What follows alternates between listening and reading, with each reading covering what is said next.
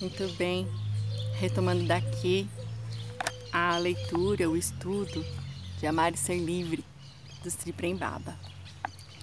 Lembrando que isso não é uma leitura, né? É um estudo de si, e que é bom ter papel e caneta se você quiser aproveitar tudo que vai rolar. Vamos lá, capítulo 1, o eu. Para encontrarmos formas de ressignificar o casamento, precisamos, antes de mais nada, saber qual é a origem da guerra entre os sexos, ou seja, a origem do sofrimento nas relações. Por que é tão complicado se relacionar? O primeiro ponto a ser compreendido é que o problema não está no relacionamento em si. O problema não está no jogo, porque o relacionamento é apenas um instrumento do jogo divino, mas sim dentro de cada um de nós. Não adianta procurar a origem do sofrimento dentro do relacionamento, muito menos no outro, porque a origem dessa dor está dentro de nós. E é a partir dessa dor, desse sofrimento, que muitas das nossas relações acabam se baseando. E como o outro com quem nos relacionamos também carrega a dor dele, as consequências e os desdobramentos podem ser infinitos, já que a dor gera defesas complexas. É isso que torna as relações humanas algo tão complicado. Portanto, uma das principais causas da complexidade nas relações e o que impede que elas tenham um devido lugar na nossa vida é justamente o desconhecimento a respeito da origem da dor em nós mesmos. O bloqueio da espontaneidade. A força criadora do universo, também conhecida como energia vital, é o princípio que rege a vida, é a inteligência por trás de todas as coisas. Essa energia está presente em tudo que é vivo. É um poder que está dentro e fora de nós, em todos os lugares. É o que os hindus chamam de prana e o que os chineses chamam de chi. Ela é a verdade em si mesma, porque ela flui através de nós, gerando e mantendo a vida, sempre em busca da união, da construção, da luz, da alegria, da paz e da prosperidade, em busca do prazer. Na verdade, ela é a própria fonte do êxtase. Porém, em algum momento, esse fluxo de energia dentro de nós sofre uma interferência, um bloqueio, que também podemos chamar de perturbação. Isso acontece logo cedo na vida, quando a sexualidade é ativada e começa a se manifestar na criança. A sexualidade, como expressão da consciência que está em busca da fusão, pode se desdobrar de muitas formas, em alegria, brincadeira e celebração, mas eu costumo resumir todas essas expressões em uma palavra: espontaneidade. E tendo a sexualidade ativada, a criança experimenta o prazer de muitas maneiras. Ela descobre que existe conforto não somente quando está no colo da mãe, mas quando está chupando o dedinho ou quando está brincando com ela mesma. Em cada fase de desenvolvimento, ela descobre um instrumento que lhe dá prazer. Primeiro a boca, depois o ânus, entre outros instrumentos. Esses instrumentos lhe trazem prazer e, com isso, a lembrança do estado de unidade. Na medida em que o ego se desenvolve e a sexualidade é mais intensamente ativada, a criança começa a descobrir o seu próprio órgão sexual, que é o lugar em que há mais células nervosas, o que intensifica o sentimento de prazer, ou seja, intensifica o vislumbre do estado de unidade. Mas quando ela começa a descobrir essa área, é geralmente quando começa a ouvir: não, para com isso é errado, isso é feio, isso é sujo, isso é pecado. E por essa repressão da espontaneidade, o medo e o ódio começam a se instalar no sistema da criança.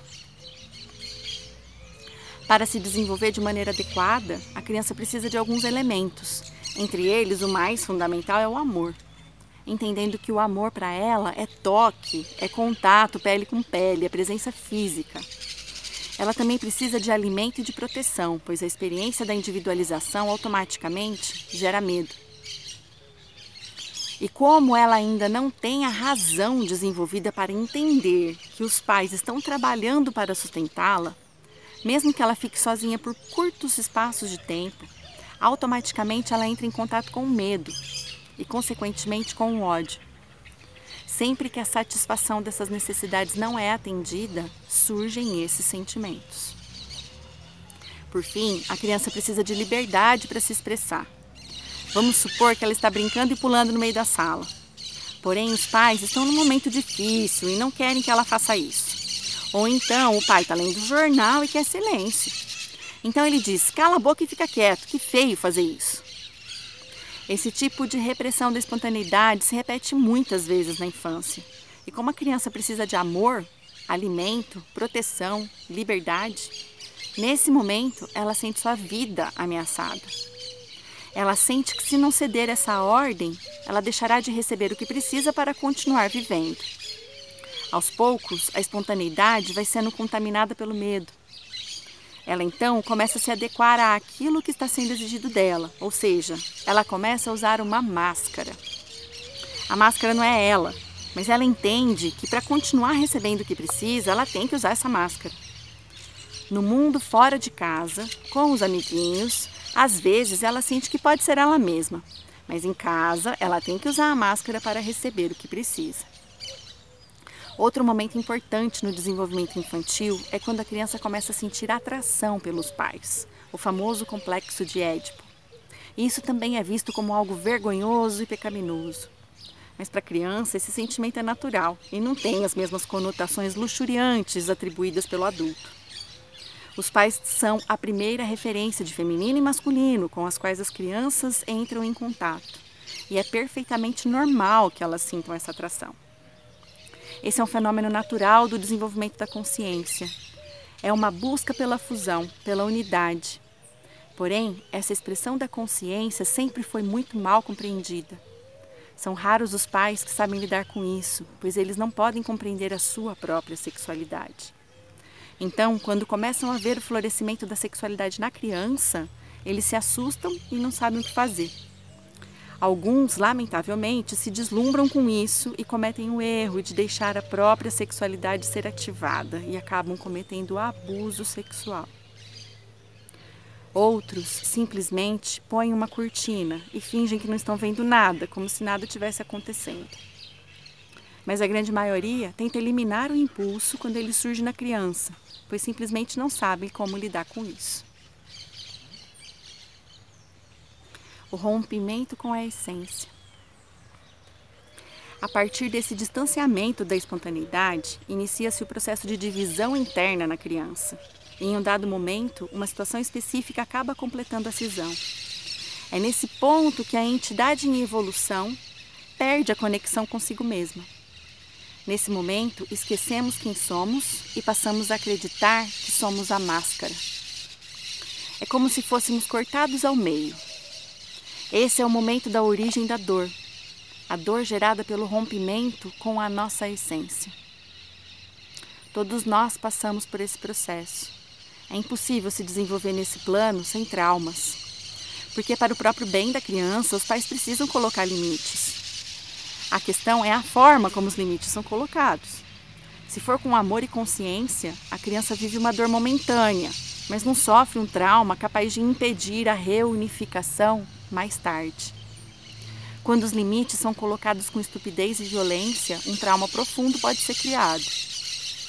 No entanto, não existem culpados. Muitos traumas são transmitidos de geração em geração, porque os pais, quando crianças, também sofreram repressão. Essa pode ser uma cadeia de ação e reação que se perde no horizonte do passado.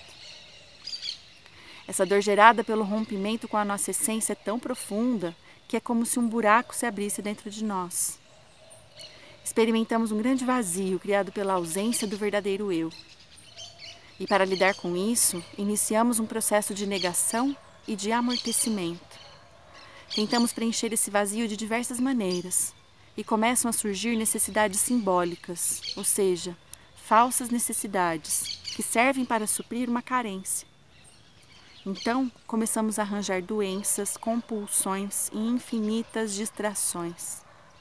Começamos a querer ser muito importantes, reconhecidos, respeitados. As necessidades podem ser infinitas, mas o principal elemento utilizado para aliviar ou anestesiar a dor é a própria energia sexual, já que nosso sistema carrega a memória de que isso propicia alívio e reconexão. Só que nesse ponto, a sexualidade já está contaminada pelo medo e pelo ódio, o que acaba dando origem ao que chamamos de luxúria, que nada mais é do que um mecanismo de defesa criado para proteger a entidade da carência. Luxúria é uma das filhas da repressão sexual. Dela nasce todo tipo de perversidade, todo tipo de pornografia. Falaremos muito sobre ela ao longo desse estudo. Por que não lembramos da ruptura? A ruptura com a essência é um momento doloroso demais para se acolher na memória. Para lidar com essa dor aniquilante e para escondê-la de forma que nunca mais entremos em contato com tais sentimentos, nós usamos um mecanismo chamado negação. A negação é outra filha da repressão. A partir dela, nascem as máscaras e muitos outros mecanismos de defesa, entre eles as matrizes do eu inferior. A gula, com todas as suas manifestações de voracidade. A preguiça, que é a paralisação diante do que precisa ser feito devido aos sentimentos negados e presos ao sistema. A paralisação pode ser ativa. Um workaholic pode ser um preguiçoso que faz muitas coisas, menos aquilo que precisa ser feito. A avareza é o desejo de acumular e de se proteger atrás do que se tem. A inveja, que quer rebaixar e destruir o objeto desejado. A ira, que em sua forma passiva é indiferença, em sua forma ativa é violência, ou simplesmente o desejo de machucar. O orgulho e seus desdobramentos, vaidade, vergonha, arrogância, autoimagem, complexo de inferioridade ou de superioridade. A luxúria, que é usar a energia sexual para ter poder sobre o outro. O medo, incluindo a dúvida, o ceticismo e todos os tipos de pânico. A mentira, desde a mais grosseira que você conta para o outro com o objetivo de se promover, até o auto-engano, que é não saber quem é você. Mas entre essas manifestações da natureza inferior, o medo se sobressai. A pessoa reprimida vive com medo, medo da vida. E uma das manifestações do medo é a insegurança. Ela não acredita no seu poder. Ela pode ter dons maravilhosos, mas não os reconhece. Se formos atrás do medo, encontraremos a repressão. Encontraremos esse ambiente no qual você foi impedido de ser você mesmo. Do medo nasce a ansiedade, entre outros sintomas. Como já vimos, quando fomos reprimidos, tivemos que criar uma máscara para sobreviver. Nós tivemos que fingir ser outra coisa para podermos ser aceitos. Então, passamos a acreditar que somos isso. Mas de alguma maneira, você sabe que não é a máscara. E esse é um segredo carregado de culpa. Por isso, você precisa escondê-lo até de si mesmo. Você tem vergonha de ser você mesmo. Essa máscara se tornou um tirano cruel. Mas todos nós passamos por isso. Todos passamos por choques que provocaram dor e denunciaram aspectos cruéis da experiência humana. E para evitar o contato com essa crueldade, com essa dor, esses mecanismos de defesa são ativados. E você tem uma falsa sensação de não estar se sentindo. A negação gera essa falsa sensação de que está tudo bem. Anos atrás, assisti uma cena em que uma criança de aproximadamente 2 anos de idade foi tratada com muita estupidez pelo pai. Ele não quis levá-la para um passeio de carro. Eu estava por perto, ao lado da mãe dessa criança, e nesse momento pude vê-la contendo as lágrimas que queriam cair. A mãe estava junto dela, mas ela queria ficar com o pai. E ele foi estúpido com ela. Eu conhecia a família e sabia que na casa dela não era permitido chorar. Esse pai não aceitava o choro dos seus filhos. Foi triste assistir aquela cena e ver nascer o processo de negação nessa criança tão novinha. Ela conteve o choro e mostrou indiferença. Ela negou a dor que estava sentindo por não estar sendo acolhida. Naquele momento, a minha visão se abriu. Pude ver o karma daquela criança e tive a triste constatação de que ela sofreria muito nessa vida. Voltei a encontrá-la 11 anos depois e pude comprovar um insight que tive naquela cena. Era uma jovem que não conseguia ter nenhum contato afetivo com o outro. E aos 13 anos de idade já carregava uma série de somatizações, como asma, alergia e pânico. A origem do mal. Até agora nós vimos como repressão deu origem à negação e todos os mecanismos de defesa e máscaras. Isso ocorreu por meio de uma interferência no fluxo da energia vital, que foi impedida de seguir seu curso natural rumo à espontaneidade, tendo que ficar contida. Nesse ponto em que a energia vital é bloqueada, na verdade, ocorre uma espécie de divisão. O fluxo da energia, que naturalmente se orienta em direção ao amor e à união, continua presente, porém uma parte dele passa a se mover na direção contrária. Ocorre uma distorção. A corrente de energia vital dividida passa a se mover em duas direções opostas dentro de nós. Uma parte segue seu curso em direção ao amor, à união, à construção, positividade. E outra passa a se mover em direção ao ódio, à separação, à destrutividade, à negatividade. Isso significa que tanto a criação quanto a destruição nascem da mesma fonte de energia. Positividade e negatividade são expressões da mesma força. Essa divisão dá origem a algo que todos nós experimentamos, que eu chamo de prazer negativamente orientado, ou intencionalidade negativa, ou prazer no desprazer, ou simplesmente sadomasoquismo. Por exemplo, conscientemente, você quer saúde, mas por alguma razão faz tudo aquilo que estraga a sua saúde. Você come errado, não trata do seu corpo adequadamente, se machuca de diversas maneiras. Você cria a doença, porque desconhece que, assim como quer saúde, também quer a doença. Outro exemplo. Você quer ter um relacionamento saudável, no qual você é bem tratado e respeitado, mas quando uma pessoa legal aparece, você a rejeita. Você só se apaixona por pessoas que fazem justamente o contrário, te rejeitam e maltratam. Essa energia distorcida se manifesta através das matrizes do eu inferior que citei anteriormente. Ela gera destruição e pode ser voltada tanto para o outro quanto para nós mesmos. Isso é o que comumente é chamado de maldade, que nada mais é do que o resultado dos mecanismos de defesa que desenvolvemos para nos protegermos da dor dos traumas que vivemos na infância. Quanto maior a maldade, maior a dor. Esse é um ponto que precisa ser realmente compreendido, pois a chave para a libertação está na compreensão da origem da maldade, ou o eu inferior. O ser humano, no decorrer da sua jornada, foi ensinado a temer o mal. Ele condena a maldade tanto no outro quanto em si mesmo. Ele tenta fugir dela, principalmente quando a maldade é sua. Esse medo é o que nos impede de lidar com a maldade, e isso faz com que ela ganhe poder. Esse é mais um fruto da negação. É ela que impede que nos libertemos da maldade. É ela a carcereira dessa prisão. Não estou louvando o mal. Estou dizendo que negar a sua presença em nós mesmos nos torna aprisionados a ele para sempre. Há que se ter disposição para compreender por que ainda somos canais da maldade. Tudo aquilo que entendemos como violência, ignorância, competitividade, mesquinhez, crueldade nesse mundo é um pedido de socorro, um grito desesperado. A pessoa que está vibrando na maldade está sentindo uma grande dor. Tudo que ela quer é acolhimento. Ela quer um olhar de aceitação e de amor. Se de alguma forma a pessoa está sendo canal da maldade, é porque ela carrega uma dor que ainda não foi aceita e dissolvida. O que significa que uma parte dela está separada e precisa ser integrada. Integração é sinônimo de unificação. Essa é a meta, unir as partes que se encontram separadas.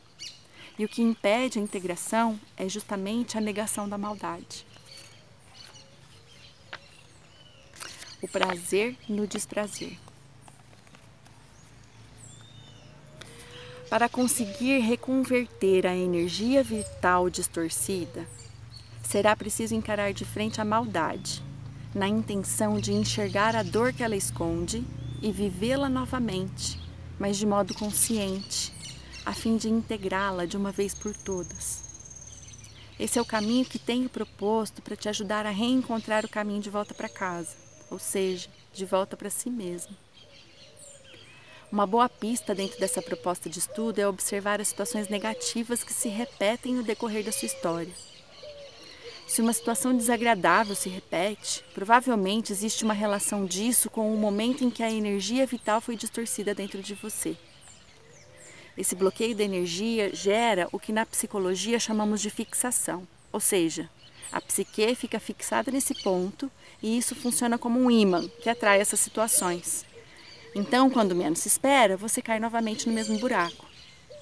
Se você procurar, você encontrará nesses episódios os mesmos elementos do momento do bloqueio da energia, ou seja, eles são uma reedição do momento original, no qual você foi excluído, humilhado ou rejeitado. E como já vimos, isso ocorre porque existe uma esperança de que a cena seja diferente. Isso é o que tenho chamado de círculo vicioso do sadomasoquismo. Como a palavra diz, trata-se de um círculo vicioso em que existe prazer em machucar e ser machucado. Ou seja, a maldade é direcionada para o outro, mas também para si mesmo.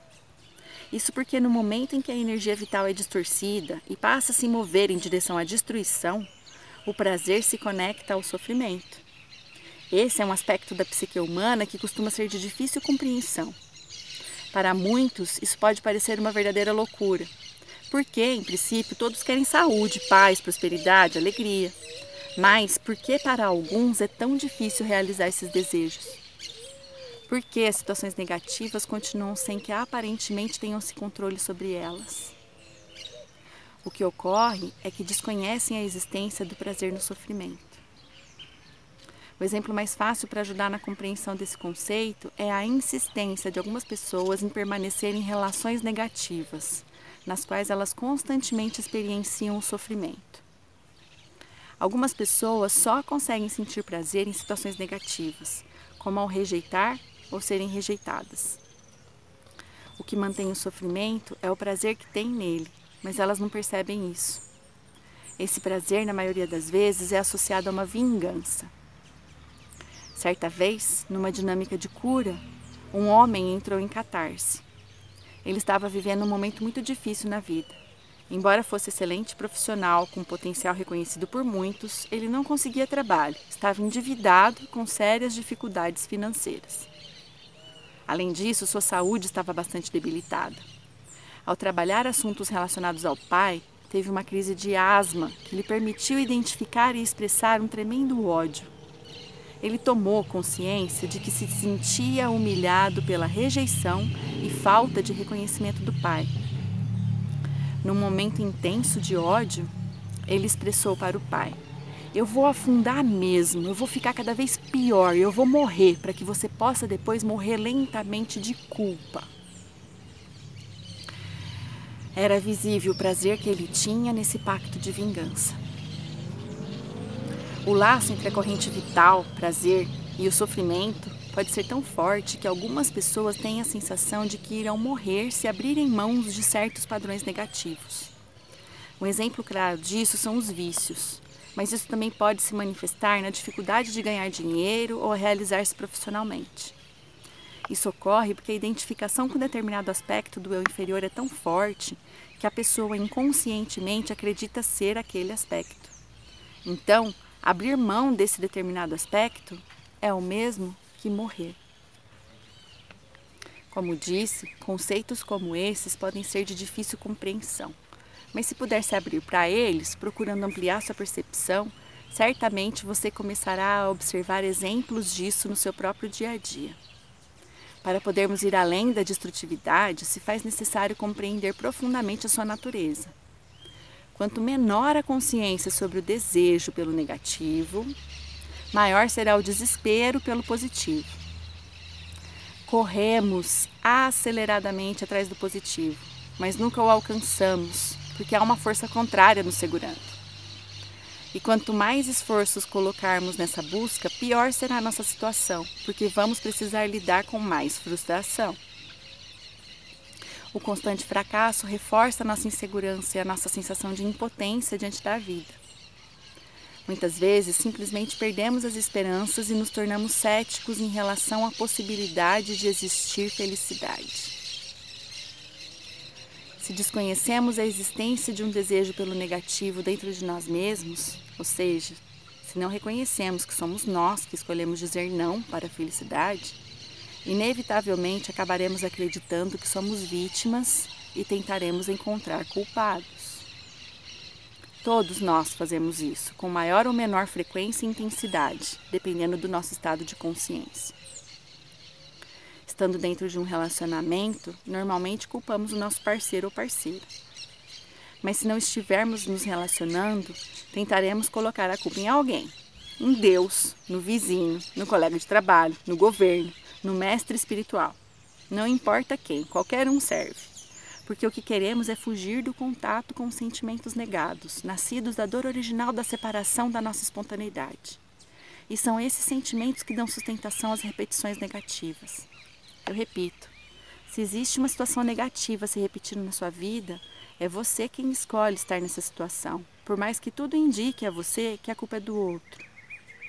Você é o único responsável por tudo que acontece na sua vida. Portanto, sempre que você se perceber correndo freneticamente atrás de um objetivo que se distancia em vez de se aproximar, tornando-se quase impossível de ser alcançado, atente para a possibilidade de haver um desejo deliberado pelo negativo agindo dentro de você.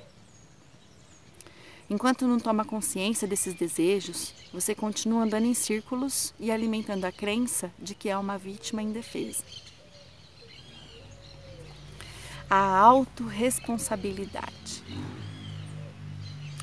Nessa altura da jornada, eu convido você a tomar consciência do seu desejo pelo negativo e a assumir a autorresponsabilidade, a principal virtude que precisa ser despertada para que o novo casamento aconteça. Estou comprometido a ajudá-lo a ir além da vítima que o habita. Essa vítima é uma ilusão. Você está onde coloca a si mesmo. E um aspecto fundamental para o desenvolvimento da autorresponsabilidade é a conscientização do seu desejo pelo negativo. Muitos de nós nem conseguimos reconhecer que existe esse desconforto de tão amortecidos que estamos. Nossa consciência está turva. Não conseguimos nem perceber que carregamos uma angústia, quanto mais descobrir a sua causa. Nesse caso, se faz necessária uma reflexão mais profunda. O primeiro passo é buscar com sinceridade as insatisfações que vivem em você. Isso pode ser complexo, porque criamos véus e mecanismos de defesa para ocultar ou desviar os olhos das nossas insatisfações e outros sentimentos negados. Eu sugiro então que você procure entrar em contato com a verdade que te habita, com seu coração, para ver em quais áreas da sua vida você não consegue viver plenamente. Onde você não está satisfeito e segue procrastinando, simplesmente esperando o tempo passar. Por exemplo, uma insatisfação profissional. Muitas vezes você está insatisfeito com determinada função, mas se mantém ali por medo e acomodação, frustrando os seus sonhos e desejando que um milagre aconteça. Esse mesmo processo pode ocorrer na esfera dos relacionamentos. É muito comum adiarmos revelações e decisões que sabemos serem necessárias para trazer vida ao relacionamento porque temos medo. Esse medo se mantém escondido por trás de inúmeras justificativas muito bem elaboradas. Às vezes somos traídos, às vezes traímos e não conseguimos elaborar esses acontecimentos. Também pode haver desejos que não conseguimos revelar. E não conseguimos expressar esses sentimentos por acomodação, por medo, por vingança. Muitas vezes, ao entrar em contato com determinada insatisfação, podemos achar que não há saída e ser assaltados por um grande desespero. Nesse momento, eu preciso ter fé. Eu já percorri esse trajeto. Posso dizer que há uma grande joia esperando por você do outro lado da escuridão. Para termos satisfação plena, nos sentirmos realmente inteiros na vida, é necessário ter coragem para encarar as insatisfações e finalmente encontrar o desejo pelo negativo que gera tal dificuldade. É importante notar que o processo de desejar o negativo pode se apresentar de formas mais sutis, como evitar o que é bom. Quando impedimos que o prazer, a alegria, o sucesso e a prosperidade se manifestem nas nossas vidas, também estamos desejando o negativo. Esse mecanismo parece familiar a você? Acredito que você possa identificar episódios na sua vida em que você agiu exatamente dessa forma. Traga-os à memória. Procure lembrar das suas sensações. Cadê o caderninho? Você está anotando aí? Então, a partir dessa lembrança, identifique outras insatisfações e vá atrás desse desejo pelo negativo dentro de você. Ao se recusar a entrar em contato com esses sentimentos, você estará adiando a felicidade e ampliando a ansiedade, a depressão, a culpa, a vergonha, a frustração de não se sentir realizado. Perceba que uma parte em você busca a iluminação, mas outra parte resiste à luz, porque existe uma parte em você que sente prazer na escuridão. Eu sei que esse ponto de conhecimento é realmente difícil de ser compreendido, mas ele é concreto como uma pedra. Eu estou falando de matemática psíquica. A dor só existe porque você quer e não quer uma coisa ao mesmo tempo. Faça um teste. A dor só existe porque você quer e não quer uma coisa ao mesmo tempo. Procure deixar a sua opinião de lado. Você já possui a versão dessa história, na qual o fruto é apenas fruto do acaso, uma sorte ou culpa de alguém. Guarde essa versão, reserve-a temporariamente. Você não tem como perdê-la. Então procure abrir seu coração e a sua percepção para uma nova versão, uma outra hipótese, na qual você deliberadamente tenha agido contra a sua própria vontade consciente. Você verá que há uma nova coerência entre os fatos, ainda que você não consiga explicar por que agiu dessa forma. O processo de evolução da consciência é desafiador. Muitas vezes temos que encarar verdades bastante desagradáveis a nosso respeito, principalmente se estivermos identificados com a vítima, porque queremos passar o resto da nossa existência no jogo de acusações, acreditando que o outro é responsável pela nossa felicidade. Ou infelicidade também, né? É o que está escrito. A vida que nos habita está constantemente repetindo para si mesma a seguinte sentença: se eu for suficientemente infeliz, vou provar para o mundo que ele não deu para mim o que eu queria ter recebido. Esse prazer na dificuldade é uma verdadeira entidade, um eu da vingança, que por sua vez é um eu do ódio que foi ativado no momento do bloqueio da espontaneidade. Mas esse ódio se voltou contra nós mesmos, e assim seguimos prisioneiros dessa autossabotagem. Ao identificar esse não para a felicidade, sinta-o profundamente. Não deixe que ele passe superficialmente, pois estamos falando de um poder muito astuto, que pode se manifestar de formas bastante sutis. Coloque todo o seu foco em identificar esse desejo deliberado pelo negativo. Sinta-o realmente indo na direção oposta daquilo que determina a sua consciência objetiva. Aproprie-se desse conhecimento a seu respeito.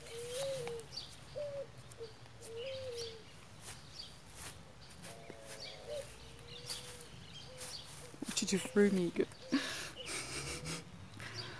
Veja com clareza o prazer que existe em resistir, o prazer de seguir na mão contrária daquilo que conscientemente você quer.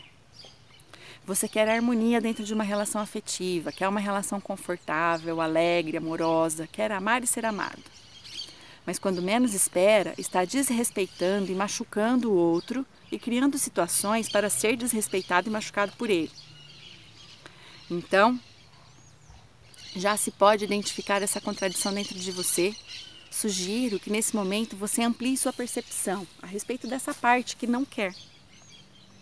Invoque a verdade, Deus, ou simplesmente seu coração e pergunte-se: quem em mim deseja sofrer? Procure ampliar sua consciência a respeito desse eu em você que está comprometido com a guerra. O próximo passo é tomar consciência do estrago que essa escolha está causando na sua vida e na vida de quem está ao seu redor. Quando puder fazer isso, você estará pronto para interromper o círculo vicioso. A interrupção só é possível quando ocorre esse clique interior, quando você consegue dizer a si mesmo: sou eu que estou escolhendo seguir na mão contrária. Estou escolhendo dizer não. E se estou dizendo não, também posso escolher dizer sim. Enquanto não identificamos esse nosso desejo, essa nossa escolha pelo negativo, não é possível fazer diferente. Se você desconhece o seu poder de escolha, é natural que se sinta uma vítima. Mas ao perceber que é você que escolhe seguir na mão contrária do amor e da felicidade, você tem chance de interromper o círculo vicioso. A autorresponsabilidade é a virtude máxima que precisa ser iluminada para que o novo casamento aconteça. Mas eu sei que muitas vezes é difícil assumi-la, porque isso exige revisitar memórias, sentimentos e dores que foram negados e encontram-se represados dentro de nós. Há que se compreender que, embora exista uma escolha deliberada, não totalmente consciente, essa escolha faz parte de uma espiral de energia que gira ciclos autoperpetuadores, ou seja, essas escolhas criam autonomia e passam a agir de forma independente. A escolha pelo negativo dá início a um movimento negativo em nossa vida, que vai sendo alimentado e cresce cada vez mais. Só interrompemos esse círculo vicioso quando colocamos algo novo em movimento. Esse novo surge a partir da consciência a respeito do poder que nos habita, porque aí podemos acionar o nosso poder positivo, que também funciona como um ciclo autoperpetuador. Quando começamos a nos mover na direção da união, a construção, a harmonia, o amor, isso também é infinito. É infinito o quanto podemos crescer em perdão, amor e luz. Não existem vítimas. A autorresponsabilidade é a pedra fundamental que sustenta o caminho da autorrealização. Sem ela, a evolução não é possível. Lembre-se que nós estamos onde nos colocamos. Se você está num barco, foi você que se colocou dentro dele. Se você está em um lugar agradável, confortável, também foi você que se colocou nele. Eu sei que esse caminho que estou propondo pode ser bastante difícil para alguns, pois ele não deixa espaço para a vítima. Muitos realmente sofreram abuso e têm todos os motivos para sentirem-se injustiçados. Mas é preciso ter muita atenção, porque o ego facilmente se apropria da dor e congela a identidade no papel da vítima. E quando estivermos presos a esse papel, acreditaremos ter muitas razões para nos vingar, e o que nos aprisiona ao círculo vicioso de autodestruição. Estou te convidando a interromper esse círculo vicioso. É você que faz isso quando compreende que a vítima está nos dois lados, no agredido e no agressor, no oprimido e no opressor. Todos foram vítimas em algum momento. O abusador de hoje também já foi abusado de alguma maneira. Aquele que rouba é tão vítima quanto aquele que é roubado. E aquele que exclui é tão vítima quanto aquele que é excluído. Quando compreendemos essa verdade, somos capazes de sentir empatia pelo outro, mesmo que ele nos maltrate. Quando nos colocamos no lugar do outro e vemos a dimensão da dor que ele carrega, não há espaço para vingança. Abre-se então uma janela que nos dá a chance de interromper o sofrimento. Mas esse processo não se dá assim racionalmente. O perdão não pode ser racional. O perdão não pode ser racional.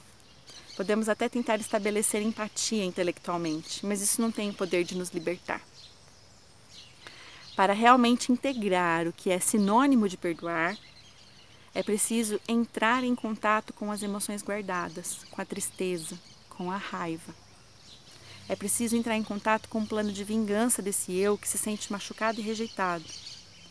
Independentemente do estágio em que se encontra nesse processo, você precisará ter a disposição para olhar isso de frente, até que possa liberar os sentimentos guardados e desprogramar as marcas que ficaram no seu sistema. Quando esse processo se completa, você se desidentifica do eu abusado. Isso é o que chamo de integração do trauma. Afinal de contas, quem nunca foi abusado, rejeitado, excluído nessa terra? Até mesmo nas culturas mais evoluídas da história isso acontecia. Então, o que dizer nos dias de hoje, quando há tanta ignorância e estupidez, tanta falta de amor? Nessa era em que os hindus chamam de Kali Yuga, a era da destruição, a era da escuridão, o esquecimento da nossa natureza espiritual e divina é tão profundo e a identificação com o ego, com o corpo, com a nossa autoimagem é tão forte que nós acreditamos que é preciso reagir e se vingar.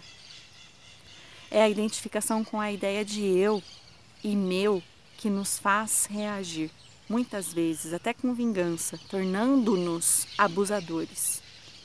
Enquanto estivermos identificados com o ego, essa guerra nunca vai acabar. Queremos fazer justiça com as próprias mãos, porque acreditamos ser vítimas.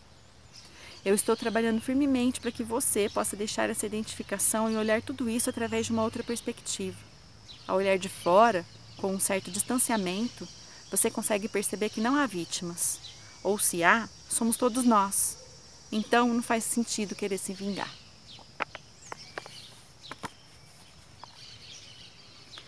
Chaves para a reconversão da energia. Existem muitas camadas de energia distorcida encobrindo o nosso verdadeiro eu. Na medida em que você vai removendo as camadas, a sua percepção vai se ampliando e você começa a perceber dimensões da sua essência que antes estavam encobertas. Tenho sugerido a quem busca a verdade que procure tomar consciência do momento em que perdeu a espontaneidade, o instante em que perdeu a capacidade de manifestar a verdade do seu coração. O momento no qual a confiança se transformou em medo e o amor se transformou em ódio. Ou, em outras palavras, o momento em que encobrimos nosso eu superior, que é o nome que eu uso para designar nossa essência, aquela que se manifesta pela expressão genuína da energia vital. Esse momento contém a chave da liberdade na nossa vida. Existem algumas portas de saída desse labirinto. Sugiro o uso de 3 chaves que podem abrir as portas para a liberação da energia bloqueada. A. Examine suas insatisfações. Como já disse anteriormente, uma pista importante são as suas insatisfações no dia a dia. Procure tomar consciência delas e do motivo pelo qual você está insatisfeito. Examine todas as situações que disparam em você esse sentimento e muito provavelmente você encontrará ali sinais e pistas para identificar aquele momento crucial na sua infância no qual houve o rompimento com a sua essência. Ao estabelecer a relação de causa e efeito com a dor original, você poderá identificar as máscaras que escolheu para se proteger e vai começar a abrir espaço para a cura. Certa vez, durante um dos meus satsangs na Índia, uma mulher me escreveu um bilhete relatando que, ao seguir as instruções que eu havia dado, que incluíam ficar recolhida em silêncio, procurando entrar em contato com sentimentos reprimidos, ela conseguiu acessar uma memória muito importante. Ao rever a cena do abuso sexual que sofreu, ela lembrou que naquele momento sentiu prazer e conseguiu ver que, na verdade, poderia ter escolhido não entrar no quarto do avô no dia em que foi abusada, mas ela quis fazer isso. Essa memória deixou-a tão surpresa que ela me perguntou se a lembrança era real. Para muitas pessoas, ter consciência de algo tão condenável sobre si mesmo pode ser vergonhoso e condenável. E, de fato, na maior parte das vezes, desviamos nossa atenção e negamos lembranças traumáticas. Mas para quem está realmente buscando a verdade, ter acesso a uma memória como essa é uma verdadeira bênção, porque isso abre portas para algo realmente novo na vida, o caminho da cura. No caso dessa pessoa, tal memória permitiu que ela acessasse o que estava por trás da máscara da vítima. Dessa forma, ela pôde rever a cena traumática por outro ângulo, revivendo os sentimentos negados. E com isso, ela encontrou a chave para a sua cura, a chave para o perdão. Mas cada caso tem sua particularidade. Não quer dizer que a pessoa que cometeu o abuso não tenha tido a sua própria responsabilidade e que não mereça uma punição. Estou usando esse exemplo para mostrar que se você realmente foca na sua mente, na busca da cura, ela acontece. Não importam os caminhos que a mente precisa percorrer para isso. Se a experiência que ela teve foi real ou não, não importa. O que importa é que essa foi a forma que a alma encontrou para elaborar os conteúdos e encontrar o caminho da cura. Mas você não deve se forçar a encontrar essa chave e a sentir a dor do impacto. Não devemos forçar o processo de cura. O que podemos fazer é dar alguns comandos para a mente e aguardar até que ela se abra para isso. A atitude saudável é parecida com a do agricultor que planta e rega uma semente. Ele acompanha seu desenvolvimento, mas não fica o tempo todo esperando ela brotar. Devemos focar a mente na direção daquilo que queremos, desvendar, mas sem obsessão, com calma, com tranquilidade, um passo de cada vez. Quando uma memória ou insight surgir, simplesmente o observamos por um tempo. Não precisamos questionar se é falso ou real, isso não importa. Essas são as formas que a alma encontra para ressignificar a história do passado. Se o insight nos traz conforto e calma, é bem provável que seja verdadeiro. É esse o caminho. É possível que um insight seja apenas um capítulo da cura. Pode ser uma camada a ser removida.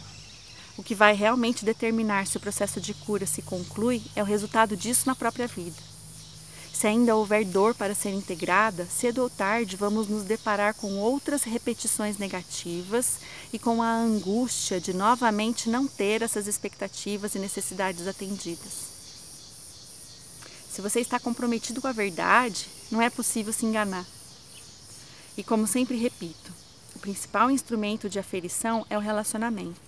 Todos os tipos de relacionamento servem como indicadores, mas o relacionamento afetivo-sexual mostra com mais clareza onde estamos, justamente, porque envolve a sexualidade, esse aspecto da consciência humana que busca retornar à unidade. Esse processo, porém, é preciso estar atento para as diversas armadilhas da mente. Memórias, como a dessa pessoa, podem ativar outro mecanismo de defesa, a culpa. Sentir atração sexual pelo pai ou pelo avô é perfeitamente natural para uma criança que está apenas desabrochando, aprendendo sobre seus sentimentos. No mundo dos adultos, porém, isso é visto como algo condenável. Porém, um adulto sentir atração por uma criança e dar vazão a isso através do abuso, isso sim é grave. Mas ao tomar consciência de sentimentos como esses, vividos na nossa infância, é preciso tomar cuidado para não julgá-los com a nossa mente adulta, contaminada pelo medo e pelo ódio. Porque dessa forma estaremos nos aprisionando na culpa. Se quando adultos não estivermos suficientemente maduros para acolher a criança que fomos, a cura não será possível. É como estar com a chave na mão e não poder colocá-la na fechadura.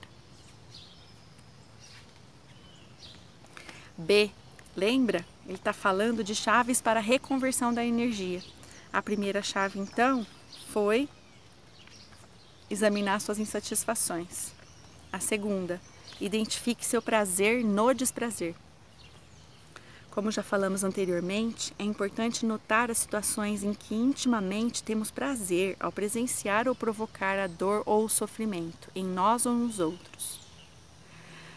Trata-se de uma distorção muito comum. Todos nós já experimentamos. A percepção desse prazer no desprazer abre uma fenda na consciência pela qual podemos reconverter a energia vital distorcida. Enquanto não houver consciência de que existe prazer em odiar e ser odiado, não conseguiremos de maneira alguma nos libertar desse ódio e de todas as suas consequências. Como vimos, essa distorção ocorreu exatamente no momento em que fomos impedidos de sermos nós mesmos, quando a energia vital foi impedida de seguir seu fluxo natural. Assim nasceu o prazer negativamente orientado. E terceira chave para a reconversão da energia vital, tome consciência das suas fantasias ou tendências sexuais. As fantasias sexuais nos dão pistas muito claras de como ocorreu o bloqueio da energia vital. Já sabemos que boa parte da angústia que vivemos e das frustrações que experimentamos por conta das situações destrutivas que se repetem na nossa vida tem base na repressão sexual. Isso gera uma fixação, uma espécie de obsessão com aquele tema, que muito comumente se manifesta na forma das fantasias sexuais. Eu sei que é difícil encarar de frente as fantasias e tendências sexuais e estudá-las a fundo, por conta da culpa e da vergonha que geralmente as envolve. Mas elas servem como pistas valiosas para encontrar a solução de todos os tipos de problemas que se repetem na vida e que aparentemente não têm nada a ver com sexualidade. Não importa se o problema é financeiro, profissional ou de saúde. Se existe uma repetição negativa, isso significa que há uma fixação sexual da psique em algum ponto que você precisa tomar consciência. As fantasias sexuais oferecem dicas de onde a energia vital foi bloqueada no passado e de como isso está gerando a repetição negativa hoje. Ou seja, elas ajudam a fazer o link entre a causa, o que provocou o bloqueio naquele momento, e o efeito, as repetições negativas que continuam acontecendo na sua vida até o presente. Elas funcionam como uma seta ou um sinal que indica onde a mente está fixada, o que pode ajudar a localizar a imagem gerada pelo trauma da cisão. Essa chave é fundamental para que a energia possa voltar a circular normalmente. Então, permita que as fantasias venham para sua consciência. Aceite e escolha sem julgar ou se opor. Isso possibilita a transformação. Para te ajudar a entender melhor como funciona esse processo de busca da imagem através das fantasias sexuais, alguns exemplos podem ser úteis. Conheci um rapaz que estava tendo sérios problemas profissionais. Ele não conseguia se encaixar nos cargos para os quais era selecionado. Apesar de ter um grande talento e potencial para obter sucesso profissional, de alguma forma ele sempre acabava se boicotando e perdendo boas oportunidades. Durante a investigação sobre a causa desses sucessivos fracassos, ele relatou ter a fantasia de bater numa mulher enquanto transava com ela. Na verdade, ele só conseguia sentir prazer dessa forma.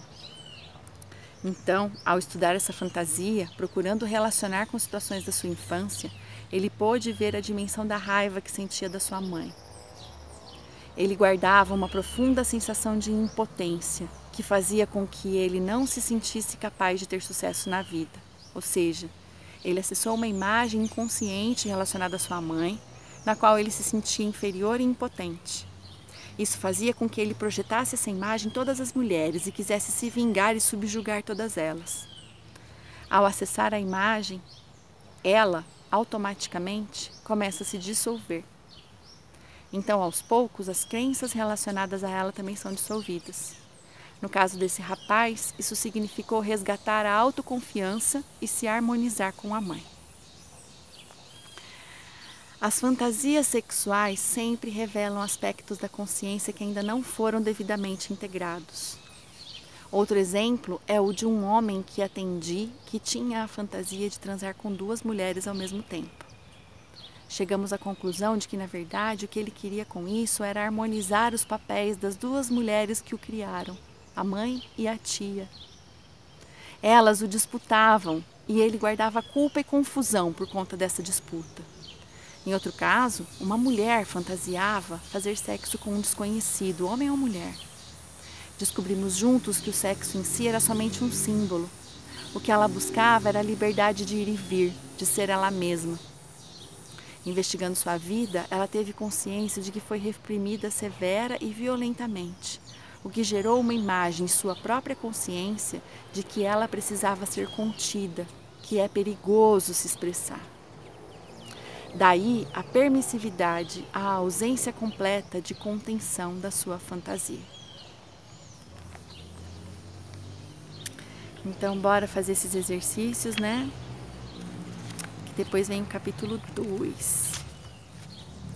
Capítulo 2 vai falar de família, processo de cura, que é gradual, o verdadeiro significado da maternidade e ressignificando o nascimento. É isso aí. Bom trabalho.